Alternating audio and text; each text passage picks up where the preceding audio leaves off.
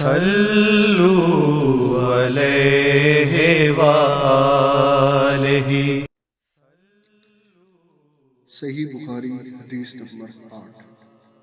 حضرت عبداللہ بن عمر رضی اللہ عنہما سے روایت ہے کہ انہوں نے کہا کہ رسول اللہ صلی اللہ علیہ وآلہ وسلم نے فرمایا، اسلام کی بنیاد 5 چیزوں پر ہے۔ اس بات کی شہادت کہ اللہ کے سوا کوئی حقیقی معبود نہیں، اور یہ کہ حضرت محمد صلی اللہ علیہ وآلہ وسلم اللہ کے سچے رسول ہیں، اور نماز قائم کرنا، اور زکوٰۃ ادا کرنا، اور حج کرنا، اور رمضان کے روزے رکھنا۔ حدیث نمبر 9۔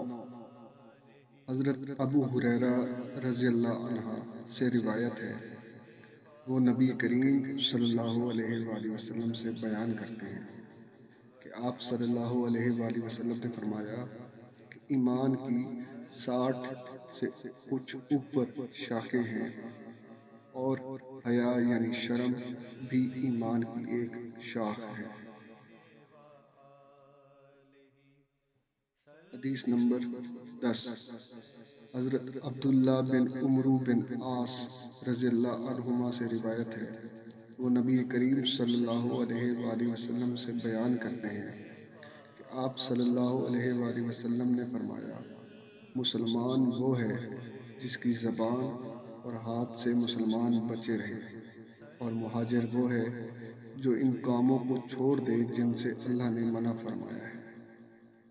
صلو علیہ وآلہ۔